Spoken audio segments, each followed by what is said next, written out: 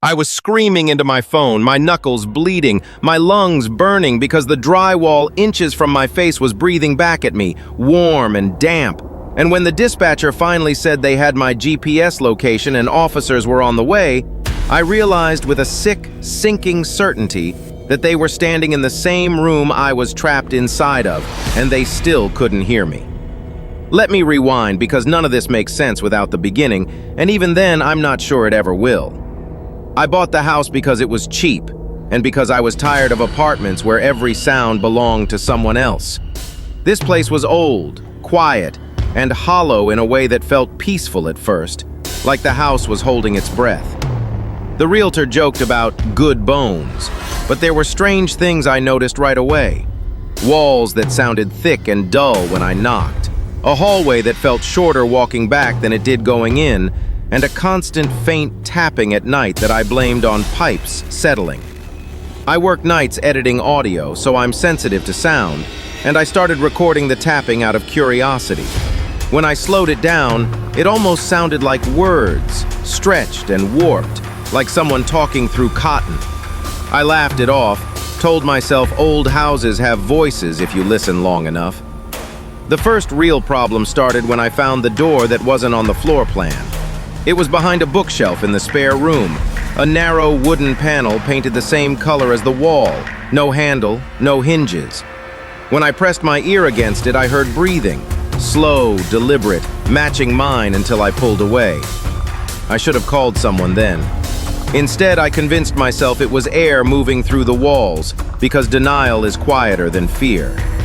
That night, the tapping turned into knocking, right behind my headboard. 3 slow thuds followed by a pause, over and over, like someone waiting for permission. I shouted, demanded whoever it was stop, and the knocking stopped instantly, replaced by a whisper so close it raised goosebumps on my neck. "You hear me now." The next morning, I tore into the spare room wall with a hammer, drywall dust filling my mouth, heart racing, only to find another wall behind it, older, darker, brick laid by hand, seamless and unbroken. No cavity, no space, just solid masonry where a room should have been. That's when I started finding things moved, tools I didn't own, fingerprints in the dust inside the walls I'd opened, a phone charger plugged into an outlet I never used. The tapping returned, closer each night until it felt like it was coming from inside my chest. I started sleeping with the lights on, recording constantly, talking back to the walls like an idiot, asking what it wanted. The answer came one night when the whisper said my name in my own voice. I froze, blood roaring in my ears, and the wall replied to my silence with a sentence that made my stomach drop. "You're closer than you think." The next day I found a hairline crack running floor to ceiling in the hallway, one I swear wasn't there before. When I leaned against it, the wall flexed. I pressed harder, and the crack widened just enough for my fingers to slip in, cold air breathing out like a mouth. I don't know why I did it, curiosity, arrogance. Maybe the house had already decided for me, but I pulled, and the wall gave way with a soft, wet sound, folding inward and dragging me with it. The space inside wasn't empty. It was a narrow cavity lined with wood and brick, just wide enough for a person. And when the wall closed behind me, the light vanished and the air turned thick, stale, and alive. I screamed until my throat tore, pounding on every side, my hands coming away sticky, and that's when I felt the vibration in my pocket. My phone, somehow still with signal. I called the police because that's what you do when the world stops obeying rules, and I told them I was trapped inside my wall, laughing and crying at the same time because it sounded insane even to me. The dispatcher asked for my address, asked me to stay calm, and then said something that made my blood run cold. My GPS was pinging from inside my own house, specifically the hallway. I could hear them arrive, their voices muffled and distant, footsteps echoing through the structure, and I screamed until my voice was gone, but the walls swallowed every sound. They knocked on the drywall inches from my face and said, "Sir, if you can hear us, knock back." And I did. I hit with everything I had, and the wall answered with a soft, mocking knock of its own, out of sync with mine.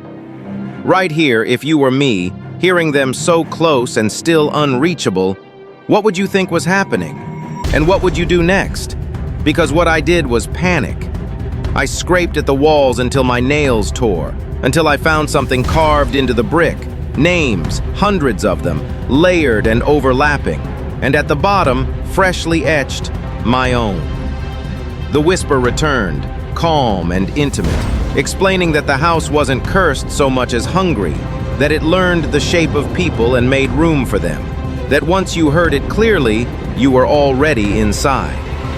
The officers eventually left, convinced it was a prank or a bad call, and the silence afterward was worse than the noise. Time blurred. My phone battery drained as I recorded messages, apologies, warnings, my voice growing weaker as the walls pressed closer, flexing like ribs. Then the tapping started again, from the other side of the cavity, and a new crack opened, spilling light, and a hand reached through, my hand, older, scarred, reaching for me with a familiar desperation. I understood then, in a way that hollowed me out, that the house doesn't kill you. It keeps you, teaches you to knock, teaches you to whisper, teaches you how to sound just human enough to lure the next one closer. I don't know how long I've been here now, or if time means anything anymore, but sometimes I hear footsteps in the hallway, and I tap back, slow and patient, waiting for someone like you to listen closely enough to hear me. If you did, if this story made you feel that tightening in your chest, do me a favor. Like the video so it doesn't disappear into the walls. Comment with your theories about what this house really is. Share it with someone who loves a good mystery. And subscribe if you want to hear more stories from me. Because I'm still here, and I've got plenty of time to talk.